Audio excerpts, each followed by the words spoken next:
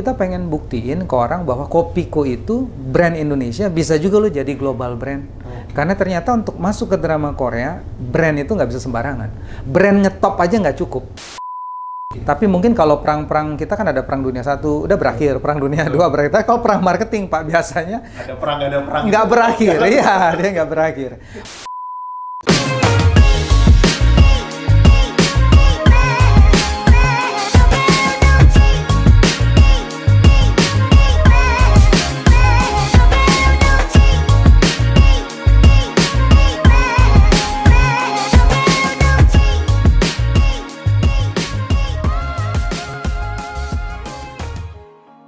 Halo sahabat JPP, kembali bersama saya Bimo dalam program Talk JPP with Pak Ricky Afrianto. Halo Pak Ricky. Halo Pak Bimo, selamat siang. Thank you Pak, udah datang hari ini. Sama-sama. Siang-siang panas-panas nih Pak. Iya. Minum mineral nih Pak. Pastinya. Pastinya, siap.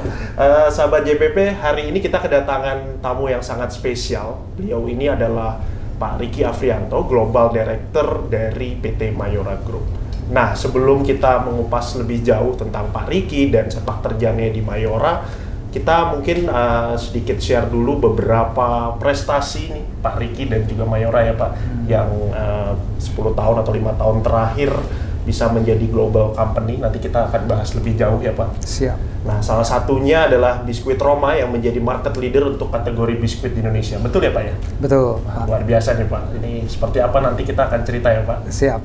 Kemudian beliau juga menempati peringkat ke-13 dalam daftar 100 SWA di tahun 2019.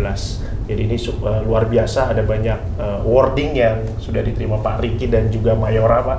Dan untuk di awal saya pengen tahu nih Pak, sebelum lebih jauh mungkin boleh nggak sharing sedikit Pak Ricky, mungkin masa kecil, terus mungkin dulu apakah dari masa sekolah atau kuliah sudah terpikir menjadi seorang brand director sebuah FMCG terbesar saat ini di Indonesia Pak, dan ya mungkin boleh cerita sedikit dulu Pak masa kecil dan sampai berkarir seperti sekarang Pak. Siap Pak Ricky. Pak Bimo. Ya, kalau berbicara masa kecil, sebenarnya aslinya saya dari Palembang. Oke. Jadi kota pempek. Jadi sampai saat ini masih Wong Kito. Masih bisa Pak bahasa Palembang? Oh, masih bisa. Sampai saat ini masih doyan makan pempek. Oh, ya. Ya, menariknya kalau dulu sekolah, bahkan sampai SMA boleh dikatakan pertama belum memahami gitu ya arti nilai yang bagus. Itu pertama saya lihat. Jadi pembelajaran buat generasi muda juga. Kedua juga nggak tahu ya mau jadi apa. Pokoknya sekolah nanti kuliah gitu. Tanpa tahu arti yang jelas. Jadi kalau sekarang saya juga lagi berpikir program bidang marketing itu sebenarnya kan sangat menarik. Betul. Tapi banyak kan orang menyamakan sales itu artinya marketing juga. Nah, padahal di dunia FMCG sales mempunyai sesuatu yang berbeda dibandingkan dunia marketing. Betul. Jadi pengen juga mudah-mudahan banyakkan yang dari SMA, dari kuliah itu semakin banyak membaca, apalagi zamannya sosial media, semakin tahu sebenarnya tiap-tiap bidang atau karir ke depannya itu seperti apa, mereka lebih baiklah dibanding kayak zaman saya dulu. Okay. Jadi suka olahraga, jadi kalau balik lagi ke SMA, jadi hobi apa Pak dulu Pak? Dulu saya walaupun ya badannya kecil-kecil, tapi saya juga suka main bola voli. Oh, jadi kalau dulu role-nya sebagai tosser, pengumpan. Jadi ya sering juga jadi perginya jam 7, balik jam 7 malam. Jadi ya kadang-kadang belum memahami arti belajar yang sesungguhnya ya. Tapi dulu pernah punya dreaming nggak sih Pak? Aduh, kalau anak kecil kan pengen jadi pilot, pengen jadi sesuatu gitu. Mungkin Bapak dulu sempat terpikir gitu Pak. Oh, pengen jadi tukang pempek. Nggak bercanda Pak. Tapi kalau dulu dari kecil sebenarnya sangat tertarik dengan pengen jadi astronot dulu Pak. Luar biasa. Betul. Terus akhirnya berubah. Kesampean sekarang ya Pak. Produknya Mayora. Produknya Mayora. Nah, betul. Luar biasa. Betul. Produk apa Pak itu Pak? Kopiko. Betul. Ya. Di 2017. Nah, tapi sejak waktu mau masuk dari SMA ke awal kuliah, belum tahu pasti, tapi waktu itu pengen sekolah bisnis. Jadi berubah dari astronot terus pengen sekolah bisnis. Nah, seperti itulah perkembangannya. Berarti sudah ada jiwa-jiwa entrepreneur juga ya Pak? Semoga. Pak, tapi ada nggak sih Pak value yang mungkin Bapak dapatkan dari keluarga, dari masa kecil yang sampai sekarang mungkin Bapak masih terapkan dan juga ini satu value yang membuat saya seperti sekarang ini. Oke. Kalau saya ngelihat dari orang tua atau saudara-saudara, terutama dari orang tua, Nilai yang paling penting itu yang saya belajar banyak adalah caring atau kepedulian itu satu. Kedua juga empathy ya. Okay. Nah itu sangat penting. Nah kalau saya lihat itu merefleksikan ke dunianya saya sekarang, sepertinya itu yang paling penting di dunia marketing tuh Pak. Karena kalau tidak mempunyai kepedulian sama tidak mempunyai empati, artinya kan tidak menempatkan diri sebagai konsumen. Yeah. Nah itu jadi cenderung program yang kita terapkan nanti di marketing kurang berarti itu. Jadi kepedulian sama empati itu menurut saya nilai-nilai yang saya lihat sangat mendukung positif ketika masuk ke dunia karir, terutama di marketing. Oke, luar biasa. Mungkin masuk juga ke berbagai bidang, tapi terutama khususnya empati sangat dibutuhkan di dunia marketing. Ini luar biasa ya, di awal kita udah ada 2 value nih sahabat JPP, ada empati dan kepedulian ya Pak ya. Betul. Dan Pak. ini memang apalagi di dunia marketing ya Pak, yang memang kita membuat banyak produk, membuat banyak iklan. Betul. Memang, memahami konsumen. Dan betul. how to-nya juga penting ya Pak ya. Sangat. Cara berkomunikasi. Betul.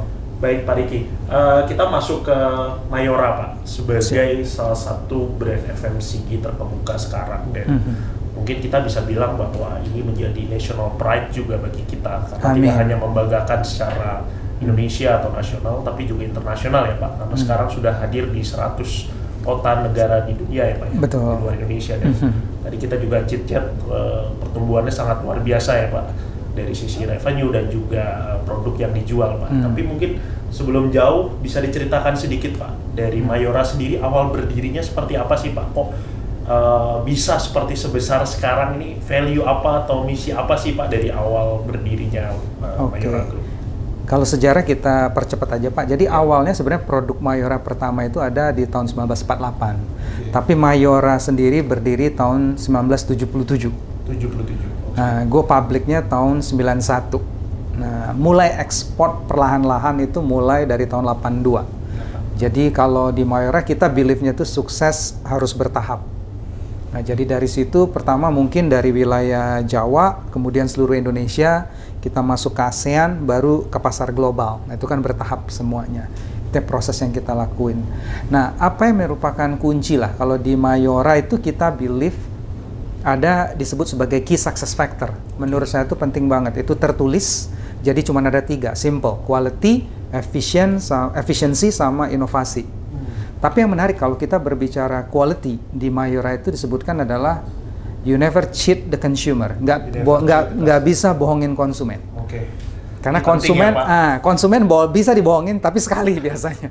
Karena kalau dia makan produknya kualitasnya nggak oke atau rasanya nggak oke, nggak akan repeat.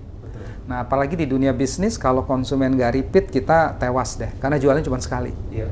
Jangan sampai membeli pertama dan terakhir ya, Pak. Betul. Bahaya ini. Betul sekali.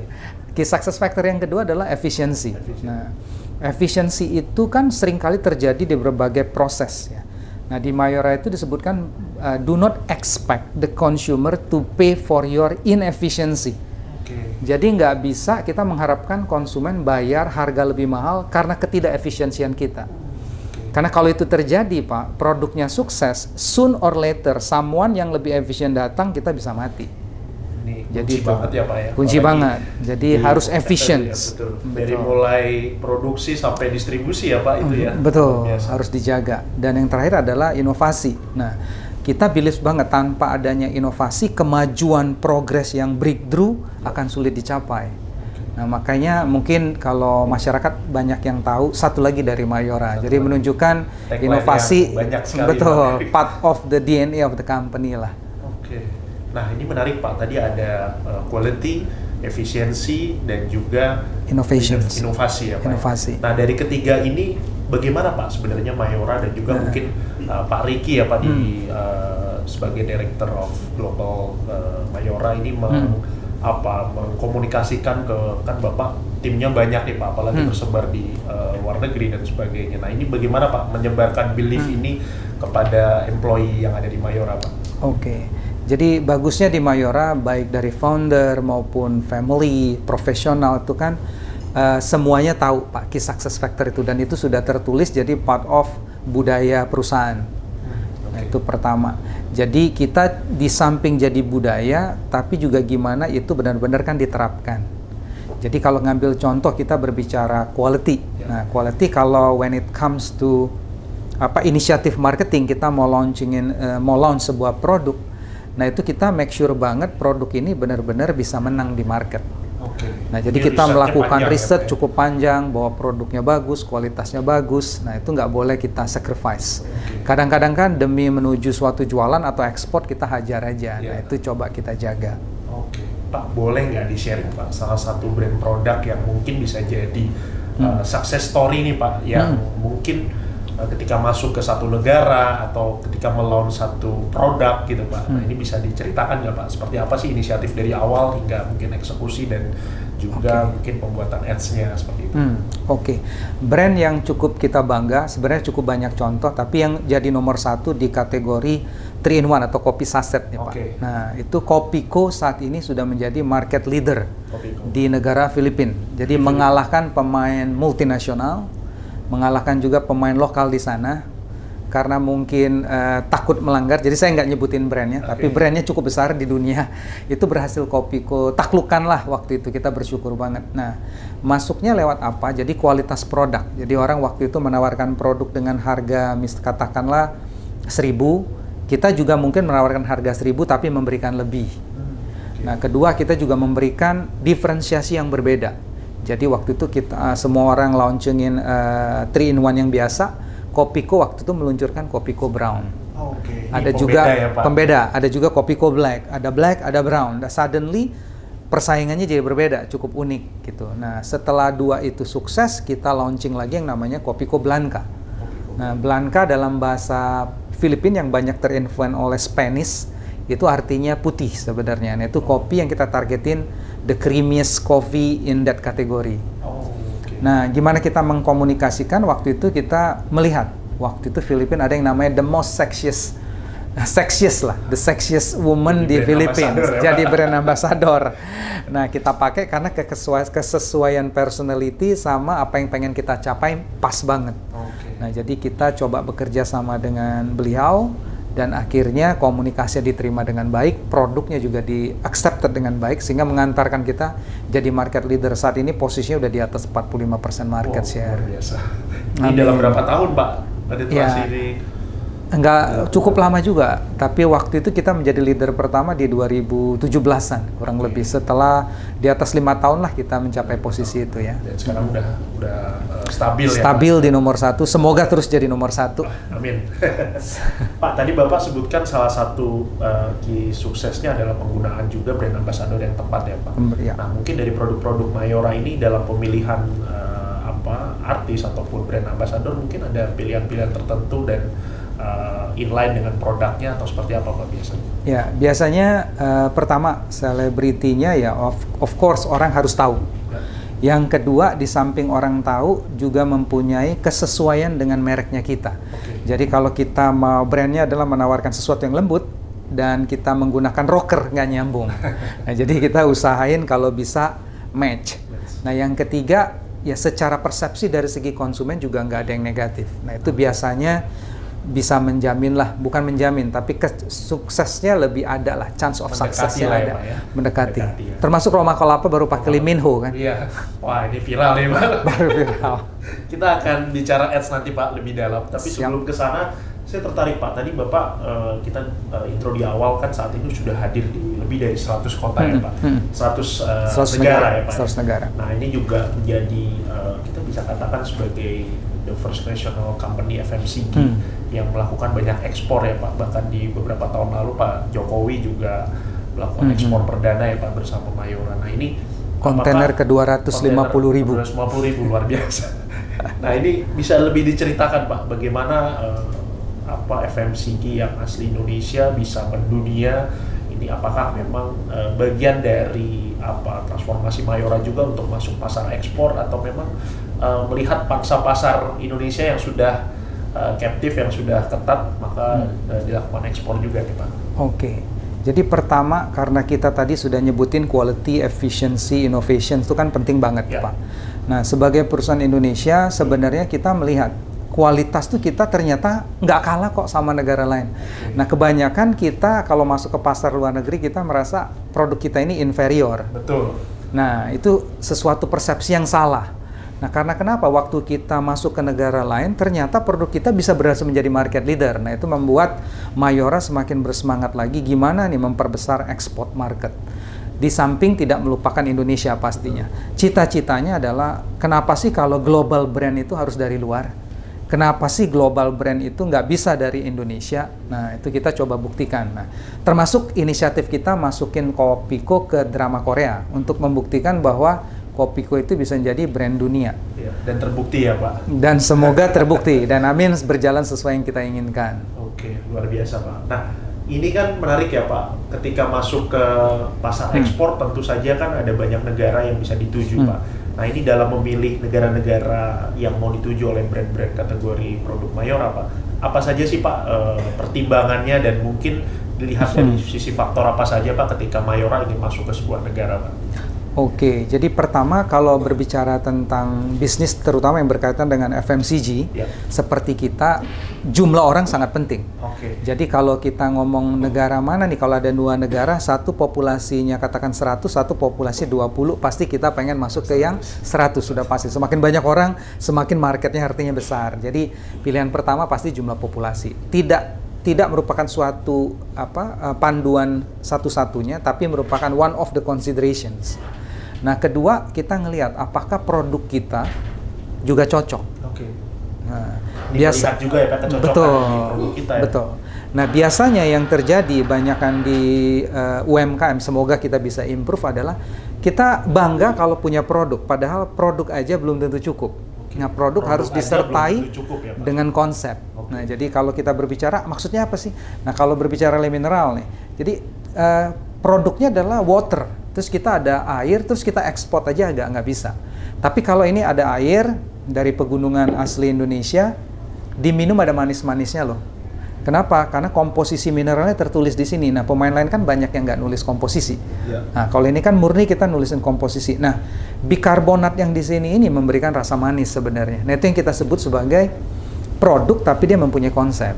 Nah, tadi jadi kesesuaian, marketnya besar, punya potensi, kedua produknya cocok, ketiga mempunyai konsep yang mantap.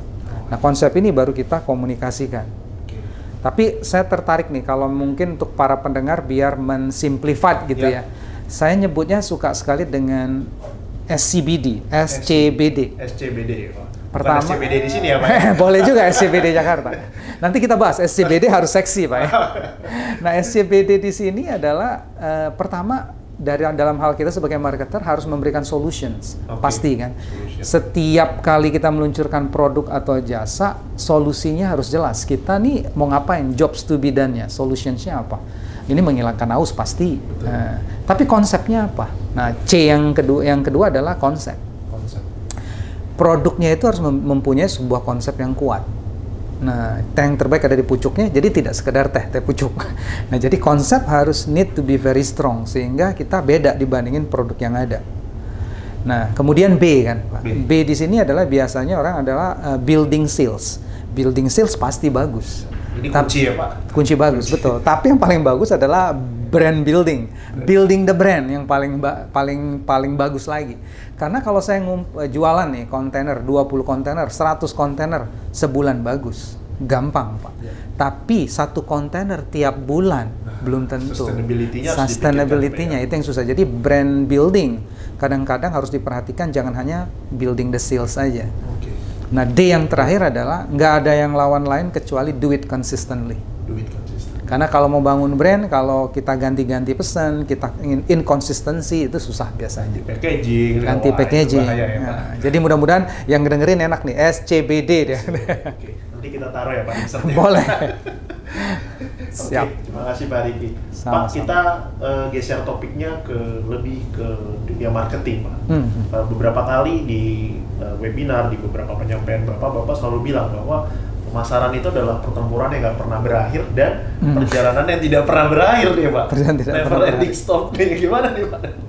Iya. Ini bisa dijelaskan Pak, maksudnya seperti apa Pak realisasinya gitu ya, biar pendengar lebih terbayang nih Pak. Oke, jadi kalau marketing itu kan memang war yang terjadi di human history Tapi mungkin kalau perang-perang kita kan ada perang dunia 1 udah berakhir, perang dunia 2 berakhir. Tapi kalau perang marketing Pak biasanya ada perang nggak berakhir. Iya, dia nggak berakhir.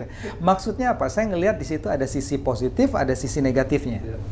Sisi negatifnya bukan sisi negatif lah. Maksudnya yang harus kita hati-hati adalah even though kita adalah market leader, tapi karena perang ini nggak berakhir, nggak ada yang bisa garansi kita bisa menjadi market leader selamanya.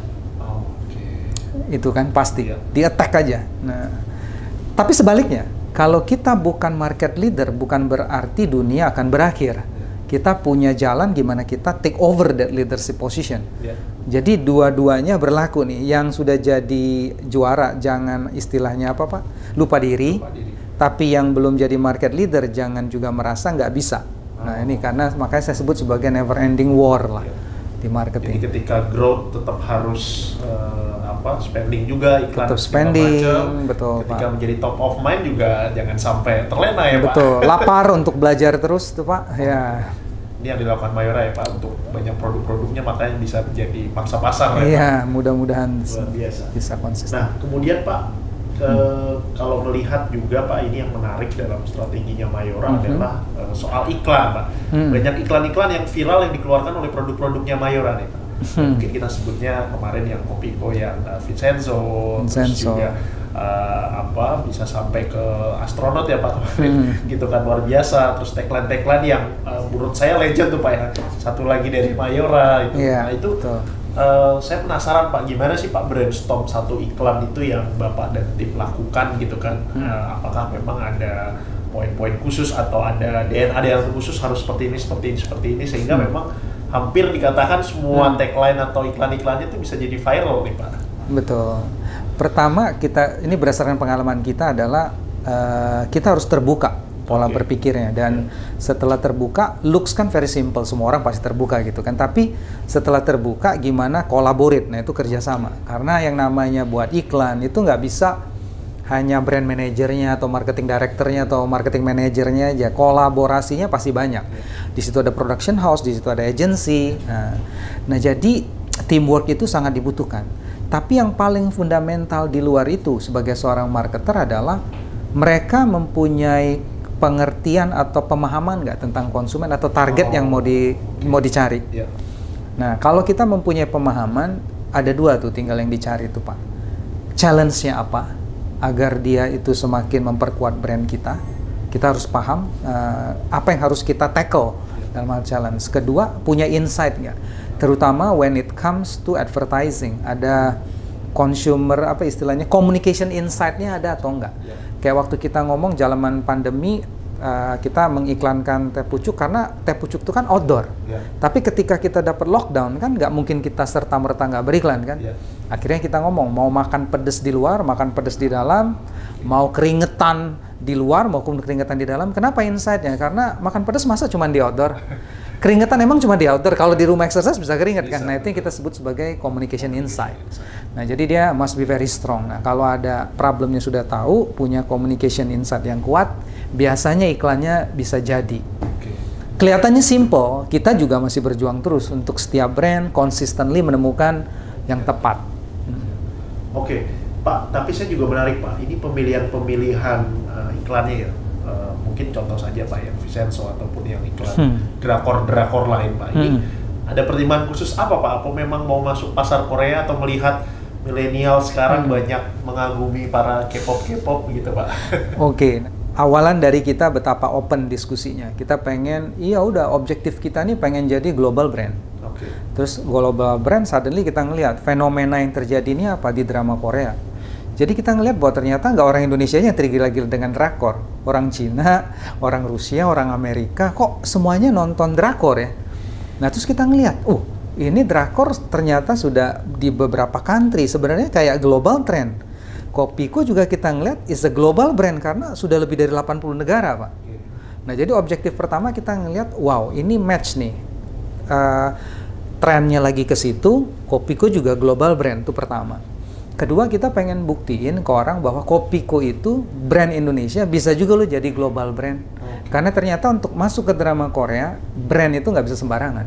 Brand ngetop aja nggak cukup. Jadi brandnya gampang punya duit langsung bisa tapin. Karena di sana nggak oke-nya juga cukup kenceng.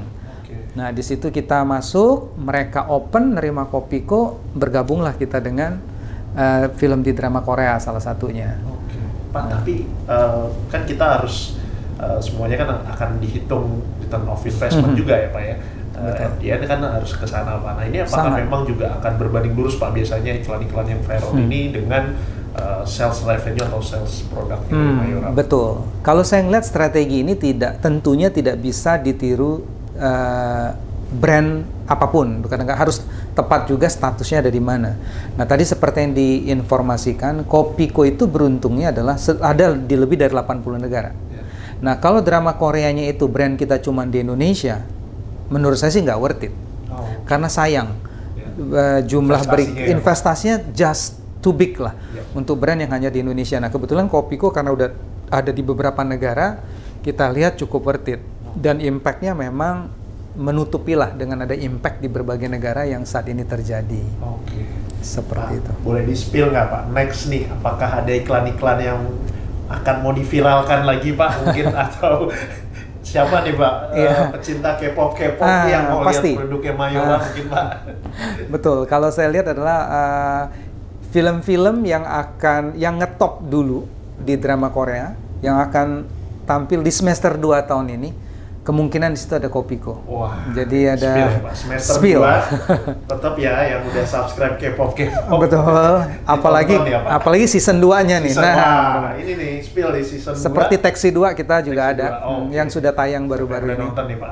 Semoga bisa disaksikan. Pak Riki jadi suka K-pop atau gimana nih Pak? Nah, kebetulan untungnya tuh timnya juga banyak yang muda-muda pada suka Korea, ada yang suka K-drama, ada yang suka K-pop. Jadi saya terbantukan tuh sebenarnya.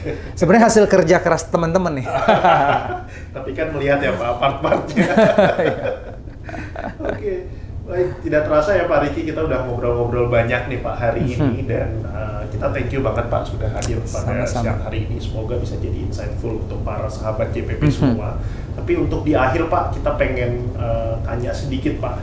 Mungkin untuk para pendengar atau para penonton yang mau berkecimpung di dunia FMCG gitu Pak, atau di dunia as a marketers, mungkin Bapak punya tips dan saran nggak Pak untuk para millennials mungkin atau yang masih muda-muda nih Pak? Siapnya, berkarir terutama yang bagi muda-muda. Kalau bagi yang saya lebih, masih muda, Pak. masih muda. Karena saya juga perlu masih banyak belajar. Nah, satu kalimat untuk Indonesia berkaitan dengan FMCG atau marketing. Tadi kan saya nyebut SCBD itu Pak. Nah, jadi kalau kita mau membuat SCBD, ada dua hal lah saya pengen. Be curious, be sexy. Be sexy. Ya, maksudnya be curious adalah kalau tanpa ada rasa keinginan tahuan, susah tuh Pak.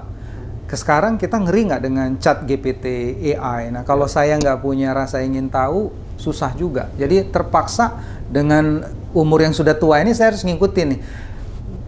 Mas Bimo yang masih muda dan sangat digital savvy. Nah jadi mau nggak mau saya harus belajar terus. Jadi curiosity-nya harus ada. Nah, kedua itu be sexy. Jadi be sexy dalam hal ini kan itu apply untuk semuanya kan. Kita ngelihat apapun tuh harus seksi. Kalau nggak seksi kan nggak dapet perhatian. Betul. Nah, tapi seksi yang dimaksud di sini adalah whenever kita punya ide produk ataupun iklan ataupun apapun ataupun program ataupun activation harus seksi. Nah, seksi di sini yang saya maksud adalah pertama itu adalah simple. Manusia nggak ada yang mau kompleks. Kata Albert Einstein, genius itu kalau membuat hal yang kompleks become very simple. Jadi kalau ada program yang kompleks, artinya there must be something wrong. Jangan di launch deh kalau nggak begitu. Sudah alert, udah nggak simple aja tuh konsumen. Mana ada konsumen yang mau ribet kan Pak? Betul. Kedua adalah mengenai empathy. Harus empathy, betul Pak. Kalau nggak punya empati susah. Sama engaging, nggak engaging. Kita buat event nggak ada yang datang, kita buat iklan nggak ada yang ngeliat. Nah begitu pasti. Konsepnya, aduh, nggak kayak Coldplay gitu Pak. Kalau Coldplay sudah engaging langsung kan ya, semuanya nggak perlu dipromosikan ya. Nah, tapi yang berikutnya adalah X adalah experience, karena kalau dia sudah simple, sudah engaging, punya empathy, kita tahu konsumennya suka. Tapi gimana ketika mereka makan produk atau mereka datang ke event kita, experience-nya itu benar-benar pengen beli lagi nanti kalau event, atau habis makan produk Masa pengen owning makan ya, lagi. gitu ya. Betul, Iya, Pak. iya. Nah, yang terakhir itu ya seksi Y adalah yang forever, Pak. Nah, problemnya adalah itu kita kadang-kadang menjaga brand itu yang cuman pada saat di awal. Jadi young when it was 30 years ago. Tapi yangnya nggak forever gitu. Jadi, nah, kayak kita kan tantangan Roma, Le Mineral, gimana nih bisa bertahan in the next 50 years, in the next 100 years. Jadi satu kata, betul. Disiapkan ya Pak. Betul. Semoga seksinya nggak bingung Pak. Jadi 2 kalimat aja, be simple, be curious, and be sexy. Thank you Pak. Semoga bermanfaat. Untuk para pendengar bisa melihat ya Pak tadi be curious Amin. dan be sexy. Be sexy. Tapi ini harus ada insertnya ya Pak. Harus ada insertnya. Jadi clickbait. Ditangkap, oh bisa bahaya nanti Pak. Baik, Pak Riki terima kasih atas waktunya. Sama-sama, Sukses Pak untuk Mayoran Pak Group. Bimo, sukses juga. Semoga bisa menjadi insightful juga untuk para pendengar. Dan sampai di sini dulu podcast kita JPP Talk pada hari ini. Ditunggu untuk video-video selanjutnya. Terima kasih dan sampai berjumpa.